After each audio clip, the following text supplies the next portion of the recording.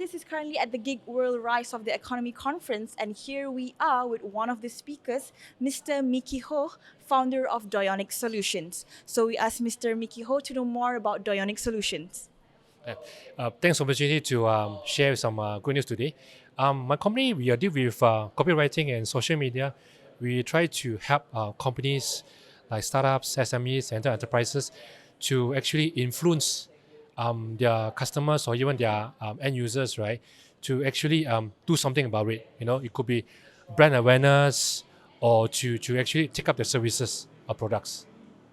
All right. So as you know that the gig economy of freelancing is a main thing now. Why do you think Generation Z prefer doing freelancing jobs more to 9 to 5 jobs? That's a very good question. The thing is that you must understand that Gen Z has grown up in a very different environment, different generation, with all the apps, smart devices, and everything, all the things that is very different from my generation, and because of that, right? Their perception of how they work is different. For example, like they prefer to do the things their own time target. They don't really like to work to 9 to 6, always commute to offices. So by approaching the freelancing kind of working lifestyle, this is where they can actually contribute, work, okay, and at the same time happy with what I call achieve job satisfaction in terms of the extent. So I think freelancing or should I say gig economy is a very good way for them to do that. Yeah. Okay, so the rise of the gig economy has actually caused fear to most of the companies due to many aspects. So, in your opinion, how do we overcome this fear? Well, I think like all things new, there always is fear, all right?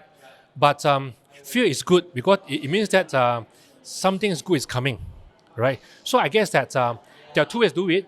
Either go full-fledged, bite the bullet, right? Or you take a small incremental approach. You start something small, get the feel of it, right? And evolve. And if things turn out well, take a bigger step and then adopt it all the way. Otherwise, okay, if things don't work out, then let's try something different.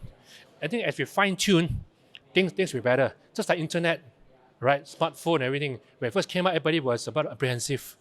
So as things go along, more people adopt it, more people get the use of it, right? Things become just part of nature. All right. Okay. You mentioned in your talks just now that you're actually a freelancer as well. So can you give us some tips, or can you give us tips to all the freelancers out there on how to survive in today's world? Sure. I think as a freelancer, you're more like a one-stop or one-man show, one-stop shop, right? And as much as you compete with the big boys out there, I think it's important for you to stay professional and be humble, all right? Because when you're professional, right, be courteous with your clients or potential clients, people will respect you further. And then as you grow, right, okay, that's where you get more businesses and more gigs to do it. And of course, there are always similarly fear as a freelancer, right? This on the other side of the world. Again, you must also adopt the same approach I mentioned earlier, either bite the bullet or take incremental steps. So as you learn, as you go along, then you may feel more confident and more comfortable, things will work out for you.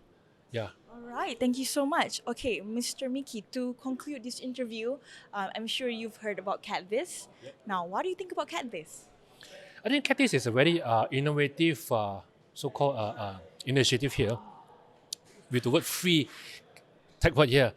So I guess this is one way for you to attract a lot of users.